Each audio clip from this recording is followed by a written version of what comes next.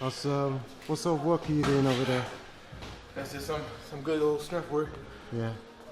Working it right after the sparring. You know, just keeping the muscles working, keeping them moving. I mean, staying strong. You know put your legs over there. What is that part of a core? Yeah. You're working in your core to make it stronger. Yeah. Your core has to be. Your core is your core. Yeah. It's the center of your body. Yeah.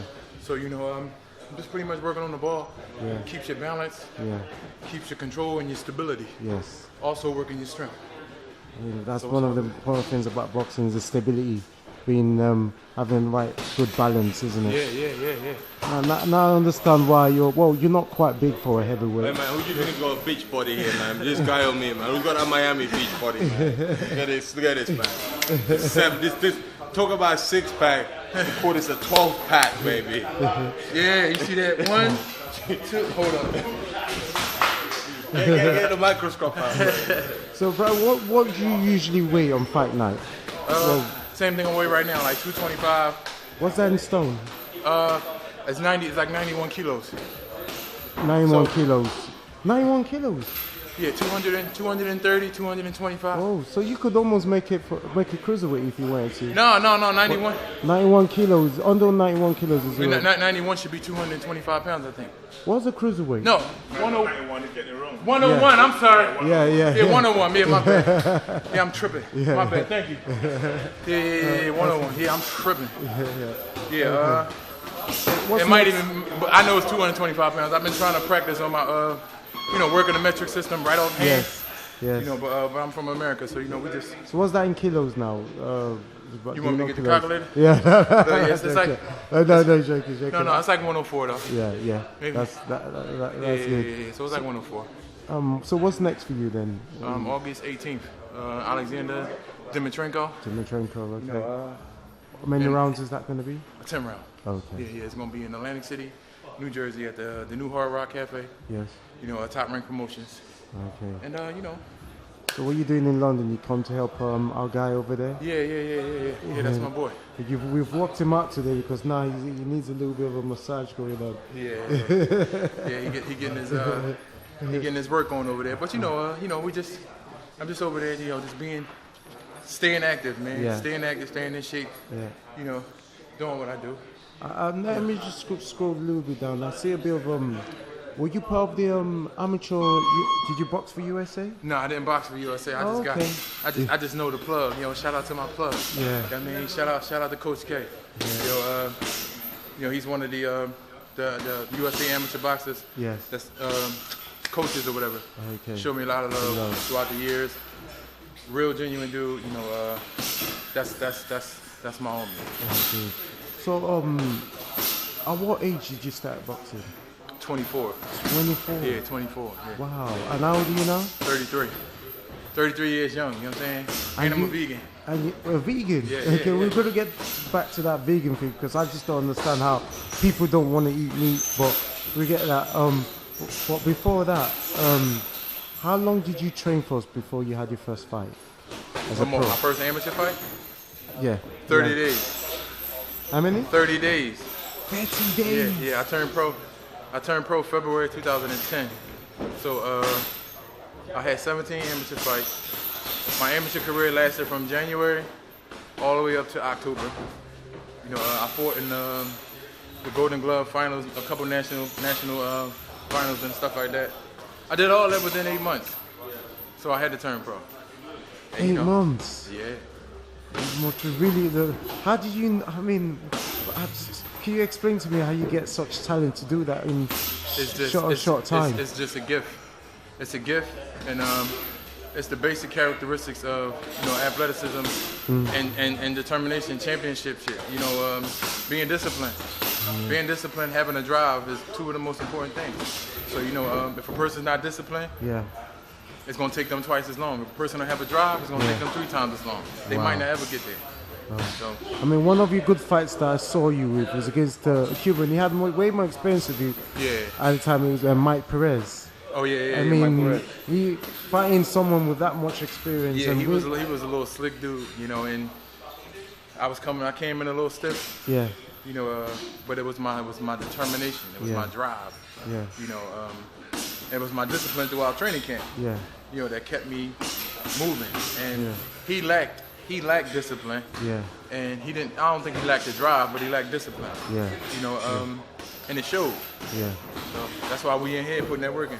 Yeah. Mm-hmm. Well, how did you feel leading up to the fight against Klitschko, Rad? I mean, I'm a hustler. So that's all. That's pretty much all I'm worrying about. And worrying about being a hustler and worrying about, yo, I'm really about to do this shit.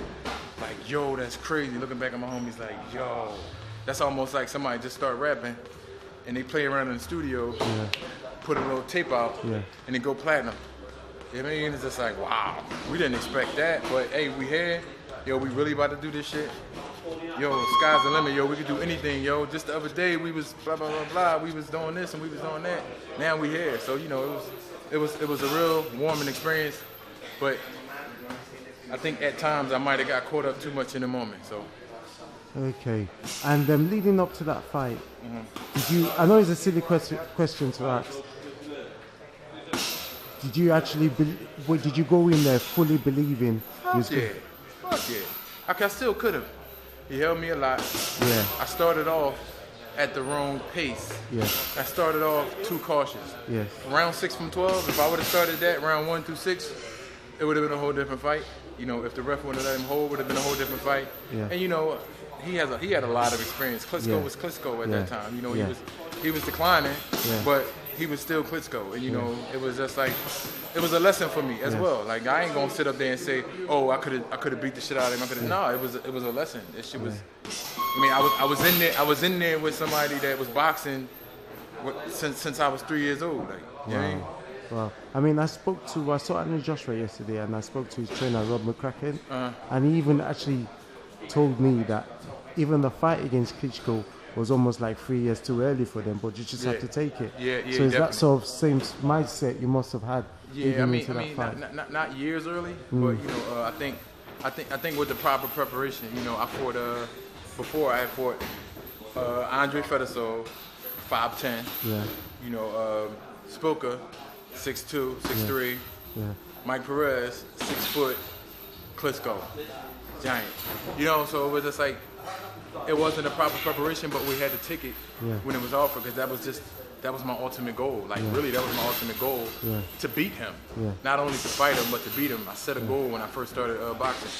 And I was saying, I started in 2009, so I was like, yo, by 2013, I'm going to be fighting for the heavyweight championship of the world. Skipped over 2 years because I ain't adding time for politics. That shit is crazy. You know, you can waste a lot of years dealing with politics, but that's just boxing years, period. So, but I pretty much kept my goal. You know, I didn't succeed, but I wasn't really. I said, man, I ain't no fucking boxer. Like, I'm hustling. Like, you know what I'm saying? It's like most people I know ain't never make it 1% of what Jay-Z said, 1% of a billion more than niggas ever seen. But still, they want to act like it's an everyday thing. So, you know, we grinding. You know, we grinding, we learning, we progressing, and you know, we moving, man. Okay. Is there anything you want to talk about the fight against Luis Ortiz? No, that fight is in the past. You know, I don't know why people really dwell on past, but you know, when it's brought up in questions, you know, we're forced to reflect on it. So, you know, reflecting on it, it just was a fight that, you know, I probably shouldn't have took it that time, because that was right after Klitschko. Yeah.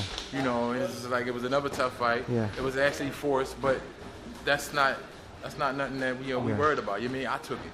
Yeah. I mean, it's like, can't nobody make me do nothing that I don't want to do. So, you know, they came correct. You know, it was, you know, the terms was cool. Yeah. You know, and I did what a hustler did. You know, took that chance. You know what I'm saying? But you know, talking about terms, was everything taken in place in terms of the testings and things like that? They were, but they weren't.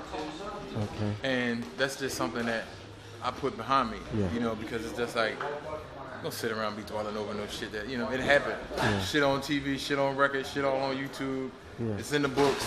Yeah. Shit happened. What you gonna do? Yeah. Fight to erase it? Like, nah, like, shit happened. I really, like, because at the same time, I still could have fought a different fight. Yeah. You know, it was what it was. You know, I still do believe that if I fight him again, he won't win. He probably know that too. Yeah. You know, he won't win. You know, so like in boxing, the focus is really important. Yeah. You could be in the gym every day. Yeah. You could be working out. You could be in great shape. Yeah. You can be sharp, but your focus that's happening outside of the ring or outside of the gym will still have an effect on you in the fight. Yeah. So you know that all around focus is something that I like to grasp to, you know, because it could be things that you're dealing with or things that's happening on the outside that really affect how you maneuver so perfectly. Yeah. You know, and but it was what it was. I mean, you learn from shit like that. You know, it's just like that shit is light. That shit is light work.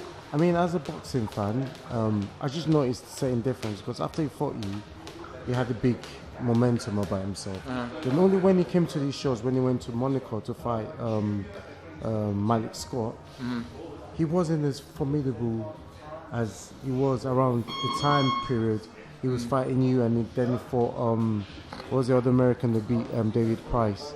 I'm forgetting his name. His name just escapes me. It was a southpaw. Tony Thompson. Tony Thompson, yeah. When he came to these parts, because he wasn't blowing up people like how he was doing it over there. I mean, that's why I asked that sort of question about the testing. Yeah, I mean, no, it was cool. I mean, for him to fight Malik Scott was, Malik is probably the best heavyweight technically. Pretty much skill for skill. Yeah. Only thing I know that he lacks is, they say he lack power. Yeah. But his skill would make up for that. Yeah. And he's not as durable. Yeah. But other than that, like skill wise, it's just like it's just like zero. Like it's zero. Like he zeroes in on a lot of stuff. So so Luis Ortiz fighting him, kind of make it difficult because Malik's a veteran and you know how to move and stuff like that. I mean, Tony Thompson, he pretty much got wiped out. He was an older guy. Maybe the older Tony probably would have gave up more fight than David Allen. It was what it was. Yeah. So it wasn't like my fight was probably his toughest fight, and it was definitely his breakout fight. So I mean the testing and all that. Yeah. I mean it is what it is. Yeah. I mean I don't have results in my hand. Yeah. I can't see the results. Yeah. I don't know what's true or what's false. Yeah. But I mean, so I just put that shit behind me and move forward. Like that shit is back there. Yeah. I mean, you've just fought recently about a month ago. Joey Dorigo.